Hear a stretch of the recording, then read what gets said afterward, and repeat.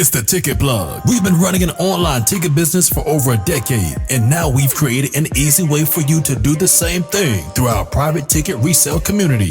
Joining our community will give you a way to flip your bread and generate profit income consistently. We provide you with all the tools, training, and resources needed to start your life-changing online ticket business. Zero experience needed. To join our ticket resale community, go to thetickettrap.com. Again, go to thetickettrap.com. That's thetickettrap.com. Let's get Mike Burnt.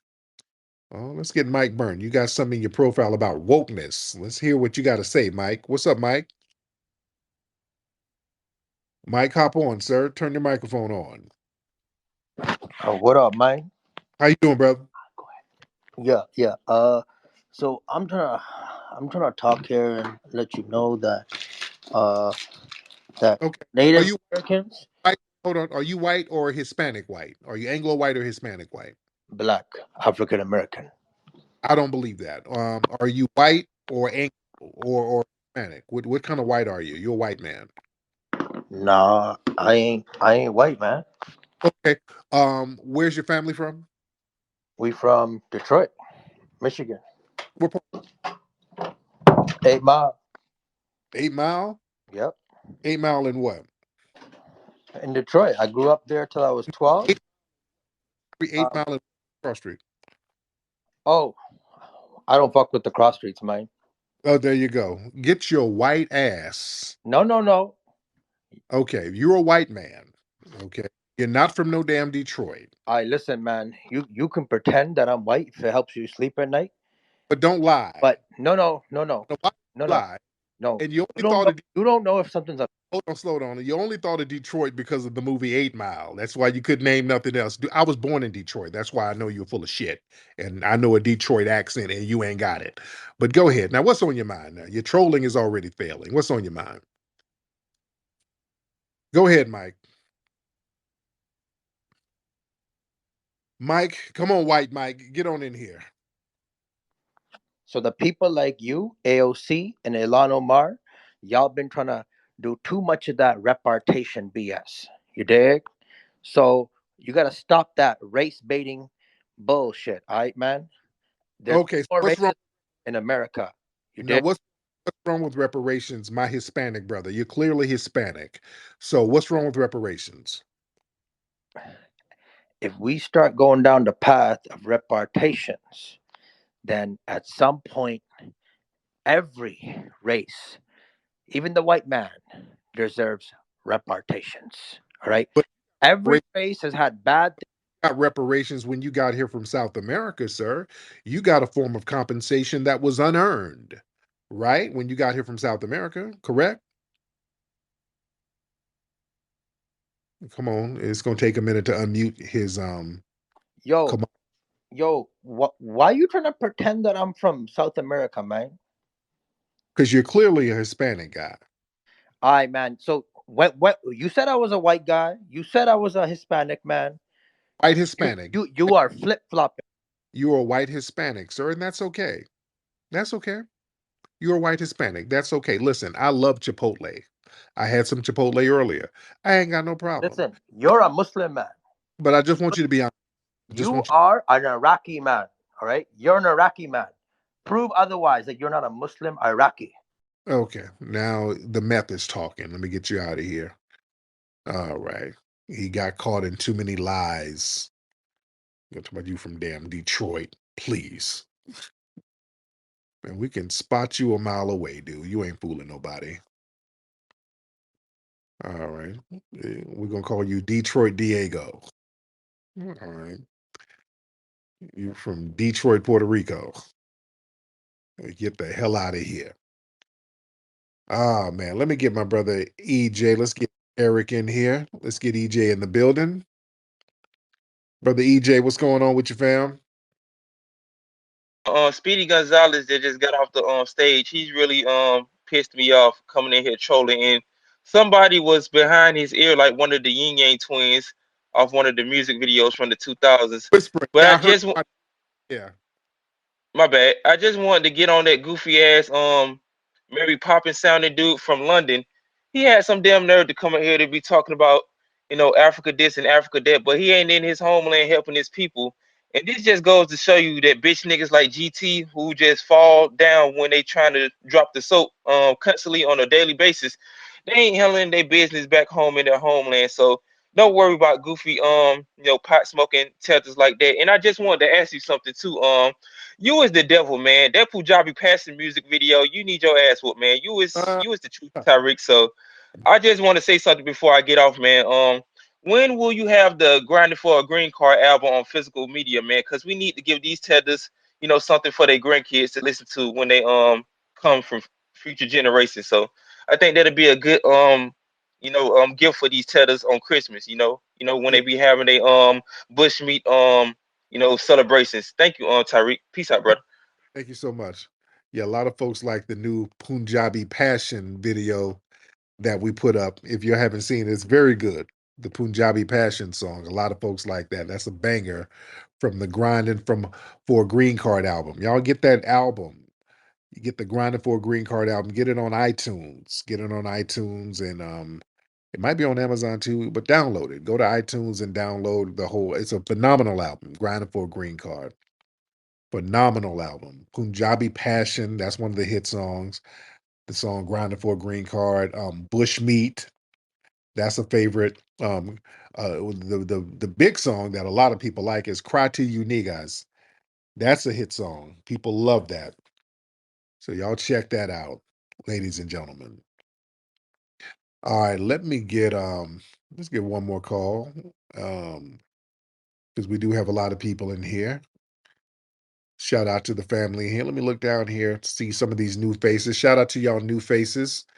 Y'all need to follow me here if you're not following me, because we chop up great game every night, man. We have a great time here. We try to keep the conversation interesting and respectful all the time. Shout out to all the pretty ass women down here. I see a lot of very lovely ladies down there on the bottom. Y'all looking real good. Y'all don't look as fine as my wife, but y'all looking real good tonight, ladies. That's if y'all not catfishing niggas. Cause some of y'all be having filters and stuff. And y'all be looking all fly and y'all be looking voluptuous and sensual with your filter. And then one of these players meet you in person and you got a real big back and knock knees. And you use the weight slimming filter.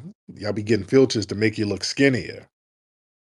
Your shoulders be round, husky, and thickly in person. So y'all stop catfishing. I hope y'all look like your pictures down there. Y'all look good in the pictures. But keep it honest. If you got a big back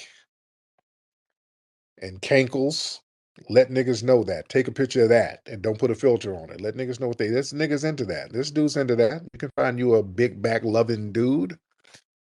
You can find you a nice, good, strong working man who can deal with that back. Y'all don't have to be out here lying with filters. Don't be using trickery. Don't do that. And dudes, y'all don't be catfishing the women either. Some of these dudes be hat fishing, especially the tethers. These dudes, y'all be having your hats on. Y'all have all these fly hats, these expensive hats and brims, and the ladies think you look fly with your hat on, and then when you go to the woman's house and take that hat off, you got a George Jefferson cul-de-sac. And the women are like, hold on, nigga. You should have took some pictures without your hat. The coochie is dry now. If you want to hit it, put your hat back on. So, so what you need, if you're gonna wear a hat, go to officialfba.com and get the brand new Foundation of Black American flag snapback caps. We got caps just for that. You can adjust them. So if your hairline is a little janky, you can adjust the cap and you'll look good, man. You can get the ladies choosing you. All right. You can cover your hairline, cover your edges, cover your bald spot or whatever. Or just if your hair is intact, you just want to look fly, you can do that. But if you're a balding tether like GT and your hairline looks like a bat signal, You need that hat. Even if you're not FBA, you can wear an FBA hat. For some of y'all who like to cosplay as FBAs. All right. Let me get, I want one more good one. What's up, Red Joker? I see Red Joker down there. Let me see. Let's get, I want to get one more good call. Where are the ladies, man? Where are the ladies? I wish the ladies would be up here so we can chop it up with them. Well, we got one lady in here. Let's get Bewitching. Bewitching in the building. What's up, Bewitching? Hey, Tariq, you hear me? Doing Yeah, I'm calling in from Memphis or whatever. I was just calling because what I can't understand is it just be all the non-black, just FBA. I don't even understand why they flood, why they even tune in like that. It is beyond me. I'm like, it has absolutely nothing to do with them. And like listening is not mandatory. You know what I'm saying? Oh yeah, but sweetie, they have to listen to everything that we say because we're delineating and they know that affects them because they've been sitting up standing behind us, letting us fight for everything and get everything popping. So when we get busted up and bruised from all the fighting and getting stuff done, they can jump in front and get all the benefits. So they always watch what we do. That's why the GTs and these people, some of them ain't even over here. They're over there in the UK and places like that, still watching what foundational Black Americans are doing. They're watching what we're doing. All eyes on us. You see, because when it comes to dealing with white supremacy, we're the only ones that's really stepping to white supremacy, getting stuff done, getting laws passed. That's us doing that. When somebody mentioned the 14th Amendment earlier, the 14th Amendment, let's be very clear. The reason why people can come over here, the 13th and the 14th Amendment, people can come and get birthright citizenship. That was a foundational Black American grassroots movement. It was people like William Nesbitt and others literally fighting and dying to get that 14th Amendment thing popping. They were really fighting and dying to do that. And what's interesting, William Nesbitt, he was one of the main guys, a part of that grassroots movement. He went over there to Liberia and he saw how people were living over there. And he wrote this in a book. I'm gonna have to read part of his book that he wrote, talking about when he went over there to Liberia in the 1800s, right before slavery ended here. He was like, man, this ain't us. He went over there and he said, hey, we are different. These people up here eating wild lizards and they eating weird stuff. And it's no, he's like, the slave quarters that we have back in America look better than some of this stuff. This is what he said in his book. I'm gonna have to read some of this stuff. That's why he was like, oh, no, no, no, this ain't us right here. No, we're gonna stay right where we are and build where we are. This is not the business right here. We are different. That's why Frederick Douglass and all those guys, many of those people, they were like, we ain't trying to go to no Africa. We're Americans. This is us. We've been here for centuries. This was Frederick Douglass and those people saying that. They weren't with all of that. Hey, let's just ship everybody to Africa. That's what most Black people weren't down with that. They were like, no, we're here. This is our joint. Yeah, we got indigenous ancestry here. Many of us knew this. Yeah. People like Crispus Attucks, the person who took the first bullet in the Revolutionary War, his mother was an Aboriginal. His mother wasn't African. I think his dad was, but I don't know, and we don't even know if his dad was. We know his dad was Negro, but his mother was a native. So a lot of us, we knew that we had native and Aboriginal ancestry here. We many of us do. This is our homeland. This is our joint. We're not generic Africans. We fought and died for this land. We don't judge it based on whether or not the white supremacists like or dislike us, because that's the first thing a lot of them go to. Well, the white people, they don't even like y'all over here. If the white man saw me, he ain't gonna know the difference. They start talking all that. I don't.